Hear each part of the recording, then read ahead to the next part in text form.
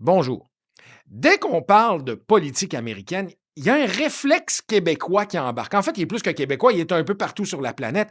C'est le réflexe de l'enflure verbale. Qu'est-ce que c'est?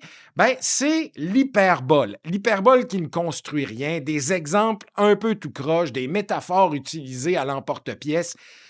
Mais il y en a une qui revient beaucoup plus fréquemment que les autres.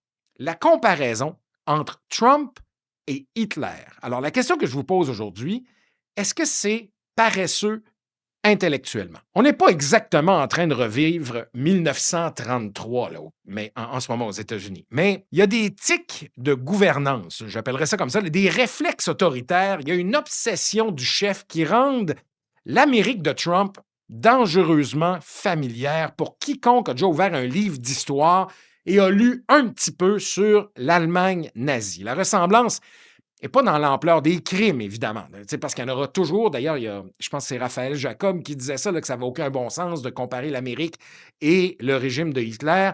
Et il y en aura toujours pour dire que c'est une façon de diminuer ce qui s'est passé durant la Shoah. Il n'y a pas de comparaison entre les crimes. Mais dans la façon de préparer le terrain, disons, je ne dirais pas que c'est comme avoir une marmite d'eau bouillante puis mettre une grenouille dedans. Mais c'est un petit peu la préparation de l'eau bouillante à feu doux avec la grenouille dedans. À mon avis, on est capable de comparer.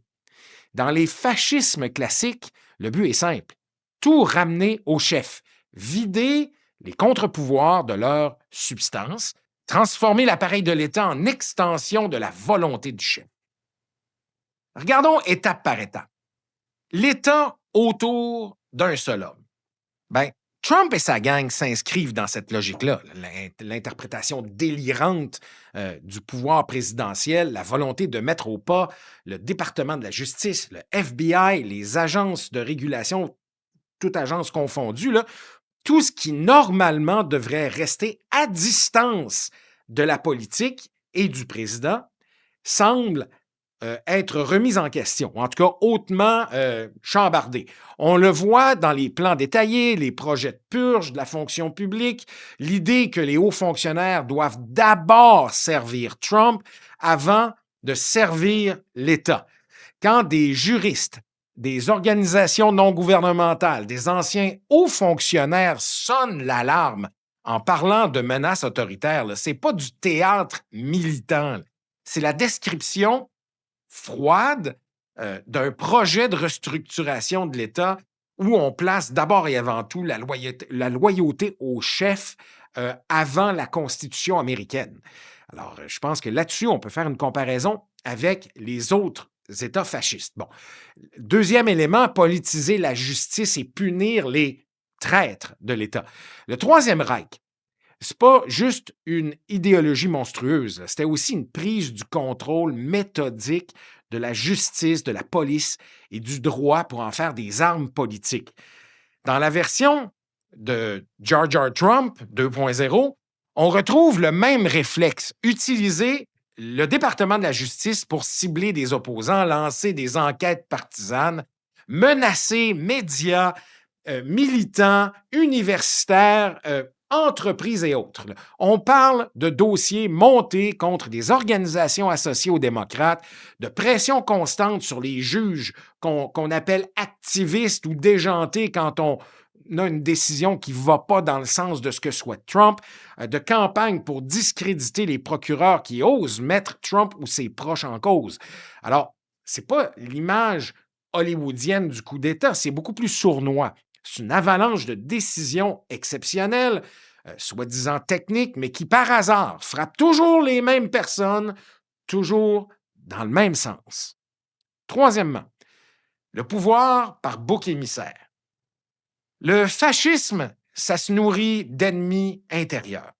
Pour que le fascisme connaisse ses heures de gloire, il y a besoin de figures à pointer du doigt. Les minorités, des immigrants, des opposants intellectuels, là, tout ce qui dérange le récit, l'histoire officielle du régime. Mais Trump a bâti sa marque politique là-dessus. migrants qui sont décrits comme une invasion de meurtriers puis de violeurs, des musulmans présentés comme une menace permanente, les professeurs et les universités accusés d'endoctriner les jeunes, les journalistes traités comme ennemis du peuple, sans compter là, tous les gens appartenant au LGBTQ+, là, qui sont transformés en danger pour les enfants. Là. C'est typique là, du fascisme. Là. Le procédé est classique, là, c'est exagérer la menace jusqu'à parler de guerre culturelle ou même dans certains cas de guerre civile, de complot contre les vrais Américains, ridiculiser ces mêmes ennemis pour rassurer la base tout en les présentant comme tellement puissants qu'il faudrait des mesures d'exception pour les neutraliser. Est-ce que ça vous rappelle une histoire? Ça vous rappelle-tu ce que vous lisez sur l'Amérique et sur la politique de Trump? Je veux dire, si vous ne voyez pas des similitudes là-dedans, mais c'est clairement la méthode Trump. On a déjà vu ce film-là au 20e siècle, là, juste avec d'autres groupes ciblés, par exemple, et d'autres slogans. Là. Alors, ce n'est pas la première fois qu'on voit ça aux États-Unis, mais Trump a comme concentré la recette.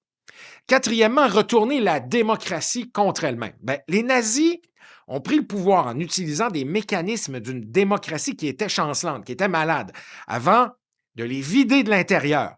La leçon, c'est qu'une constitution ne se défend pas tout seul. Le Trumpisme fonctionne de la même manière. Contester la légitimité de toute élection perdue, encourager ou même, enfin, je dirais minimiser dans certains cas, mais encourager aussi la violence politique quand ça sert la cause, nommer des juges et des responsables électoraux précisément parce qu'ils sont perçus comme étant loyaux avant d'être compétents, bricoler les règles pour rendre le système moins représentatif, mais plus favorable au camp de Trump. On n'est pas dans la destruction assumée des institutions, mais dans leur détournement. On continue de parler de constitution, de liberté, de peuple souverain, on s'enroule dans les drapeaux pendant qu'on arrache, morceau par morceau, ce qui donne un sens réel aux mots qui sont généralement prononcés tout croche. 5. Le culte du chef et la haine de la pensée critique. Umberto Eco, un auteur que j'adore, parlait d'un fascisme éternel, une sorte de matrice reconnaissable, culte de la tradition, mépris de la pensée critique, glorification de l'action brutale, confusion entre opposition et trahison. Sur ce terrain, Trump coche une inquiétante quantité de cases. Le chef n'a jamais tort. Il est toujours victime d'un complot permanent. La science est suspecte quand elle contredit le récit officiel. Les médias sont illégitimes. Ils critiquent les universités qui sont des nids à traîtres. Les juges indépendants deviennent des ennemis à abattre sur les réseaux sociaux. Le tout emballé dans une esthétique de télé-réalité. Un rassemblement comme show, de la merch, là, le swag républicain, en fait, MAGA, si vous voulez, slogan, des memes sur Internet, des insignes, on troque la chemise brune pour le chandail ou la casquette MAGA. Mais la dynamique psychologique, là, c'est exactement la même.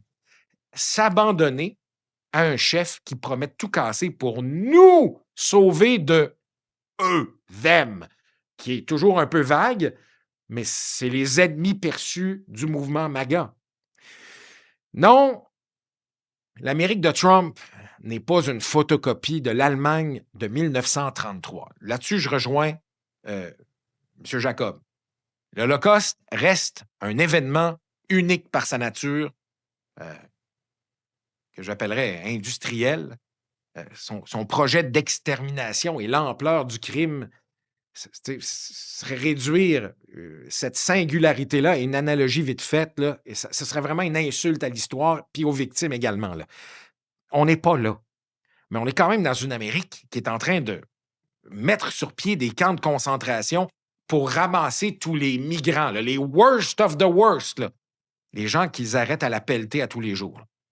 Quand un président concentre le pouvoir autour de sa propre personne, transforme la justice en matraque, gouverne par la peur des minorités et s'emploie à retourner les institutions démocratiques contre la démocratie elle-même, Ce n'est plus exagéré, je crois, de parler de ressemblance fasciste. C'est paresseux, au contraire, de prétendre qu'il n'y a aucune comparaison possible et confortable de se bercer dans l'idée que ça n'arrive qu'aux autres et que dans les livres d'histoire. Vous avez aimé ce genre de commentaires? Je vous invite à faire quelque chose qui ne vous coûte rien à vous, mais qui font toute la différence pour nous.